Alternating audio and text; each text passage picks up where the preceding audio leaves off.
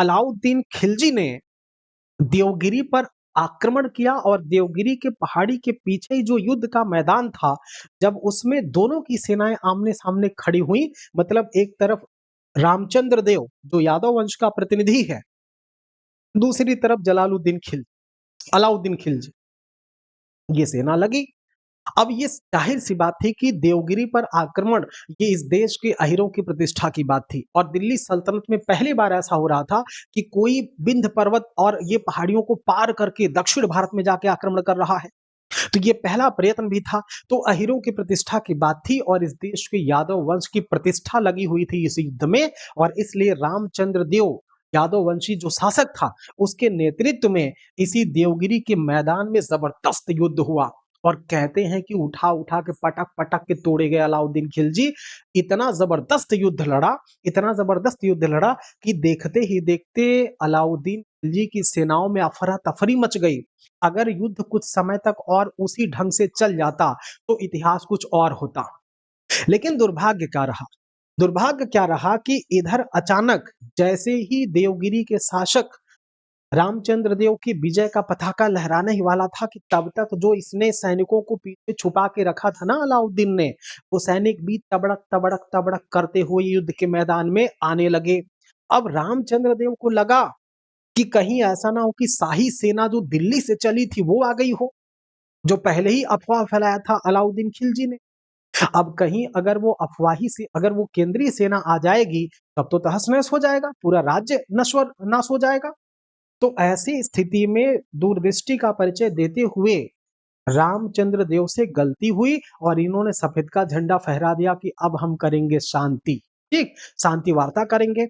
देखो कूटनीतिक विजय हो गई अलाउद्दीन खिलजी की, लेकिन एक मामला और बन गया। संदेशा पहुंच चुका था रामचंद्र देव के पास और रामचंद्र देव से पापा ने कह दिया था कि बेटा प्रतिष्ठा की बात है, सेना लेके वापस आ जाओ। तब तक शंकर देव की भी जो सेना है वो विजय कर चुकी थी और वापस आ चुकी थी। संजोग ऐसा था कि एक तरफ से शंकर देव की सेना आ गई और दूसरी तरफ से इनके अलाउद्दीन खिलजी के घुड़सवार आ गए। संधि की बात चली रही थी कि मामला फिर से युद्ध पे आ गया, क्योंकि दोनों के पास सैनिक बराबर आ चुके थे। उधर शंकर देव के भी सैनिक रामचंद्र देव के साथ मिल चुकी थी और अब दोनों की सैनिक तो बात दो दो हाथ की आ गई। हालांकि अब चूंकि शंकर देव और रामचंद्र देव के सैनिकों का मनोबल टूट चुका था, इसलिए इसलिए अलाउद्दीन खिलजी पूरी वीरता से लड़ता है, जबरदस्त लड़ता है और एकदम जबरदस्त लड़ते हुए यहाँ पे अहीरों की पराजय हुई। अर्थात यादव वंश यहाँ पराजित हो गया और यहाँ से अलाउद्दीन खिलजी की विजय हो जाती है। दिल्ली सल्तनत में पहली मर्तबा ऐसा हो रहा है कि कोई आदमी जा करके दक्षिण भारत की तरफ सफल आक्रमण करता है और कहते हैं कि यहाँ इतना ज्यादा धन इसने प्राप्त किया, इतना ज्यादा इसने धन और लूटपाट मचाई कि हाथी घोड़ा कुत्ता सब पर लाद करके धन लाया और ले आकर के आपकी दिल्ली नहीं जा रहा है, धन लेके आया, वहां शंकर देव को यहाँ रामचंद्र देव को पराजित किया और इनको प्रतिनिधि अपना बना करके वापस आया अलाउद्दीन खिलजी। और अब की धन लेकर के वहीं दिल्ली के बगल से ही निकल करके लहे लहे लहे लहे चला गया कड़ा मनिकपुर। कहां चला गया? कड़ा मनिकपुर। अब जब लहे लहे कड़ा मनिकपुर पहुंचा तो अहमद चप और फखरुद्दीन जो सुल्तान जलालुद्दीन के हितैषी थे, उन्होंने कहा कि देखो देखो हमने क्या कहा था कि चोट्टा है तुम्हारा भतीजा, चोट्टा है, पैसवा सब लूट के ले जाएगा, अगले दिन चुनौती खड़ी कर देगा। बोला जलालुद्दीन की क्या तुम लोग बिना मतलब का निरास्ता वाली बात करते हो? अरे भतीजा थका होगा, आया होगा, फिक्र मत करो, आएगा देगा। ये सब बात चली रही थी कि अलाउद्दीन खिलजी ने अपने भाई अल्मास बेग के हाथों एक ठो चिट्ठी भेजा और उस चिट्ठी पत्र में लिखा था कि चाचा जान सलाम वालेकुम। जवाब आया वालेकुम अस्सलाम मियां। बोले चाचा सलाम वालेकुम, कहते हुए बड़ा खेद है, लिखता हूं खत खून से स्याही न समझना और रो रहा हूं मर रहा हूं पश्चाताप में, जिंदा मत समझना। आगे चिट्ठी में लिखा कि चाचा जलालुद्दीन, मैं अपने कुकृत्य से बड़ा शर्मिंदा हूँ। मैं सीधा देवगिरी से कड़ा मणिपुर चला आया, जबकि मुझे सारा पैसा धन आपको देना चाहिए था। मैं अभागा आपको दुख दिया हूँ, इसलिए आइए और मुझे माफ करिए। अगर आप नहीं आए और कड़ा मणिपुर में आकर के अगर आप मुझे माफ नहीं किए, तो मैं आत्महत्या कर लूंगा, विषपान कर लूंगा, जहर खा के मर जाऊंगा। अभी चिट्ठी पहुंची, अल्मास बेग लेके पहुंचा और कहानी कह करके सुनाया। जब पहुंचा और कहानी कह करके पूरी बात सुनाया, अब एकदम फफक पड़े जलालुद्दीन के। लगा अरे हमारा लाल तकलीफ में है।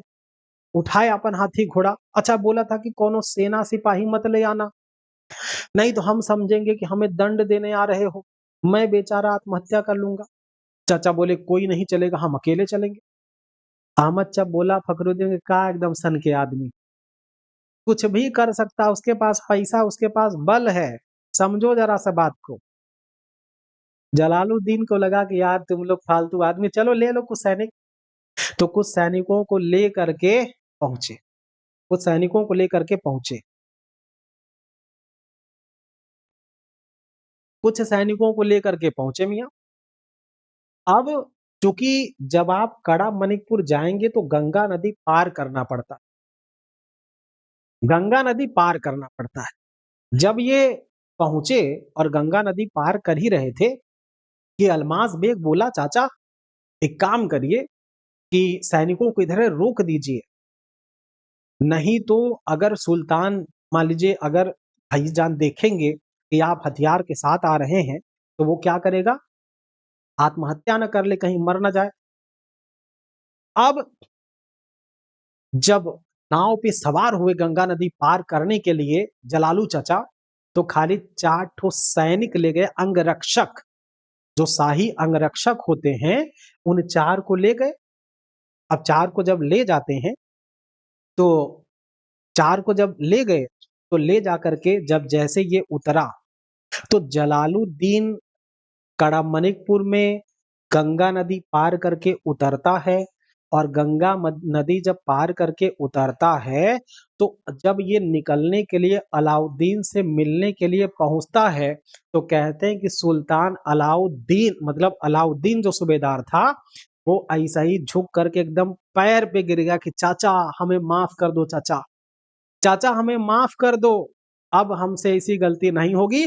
और यही देखते ही देखते सुल्तान क्या किया, उठा कि आओ बेटे, तुम्हारी जगह मेरे पैरों में नहीं है, तुम्हारी जगह मेरे कंधे में, मेरे गले में है। ठीक, मेरे गले में है। अब जैसे ही वो गले लगे, जैसे ही वो गले लगे और निकाल करके अलाउद्दीन ने खंजर और ये घातक वार किया खचाक से। और जैसे ही मारा, जलालुद्दीन के सर पे चोट लगी और या अल्लाह, ये गद्दार अलाउद्दीन, ये तूने क्या किया, ये कहते ही वो चिल्ला करके भागे। और तैसे अलाउद्दीनवा दुई ठो पहले ही से अपना खूंखार शमशीरबाज नियुक्त किया था, दुई ठो खूंखार शमशीरबाज उसने नियुक्त किया था। और इसने कहा भैया मियाँ सलीम उठाओ तलवार, मोहम्मद सलीम नाम था, और मोहम्मद सलीम और इख्तियारुद्दीन हूद, दो ऐसे व्यक्ति थे जिन्होंने उठाई तलवारें और दौड़ा करके जो उनके अंगरक्षक थे, चारों को मारे खचा खच मुंडी धर।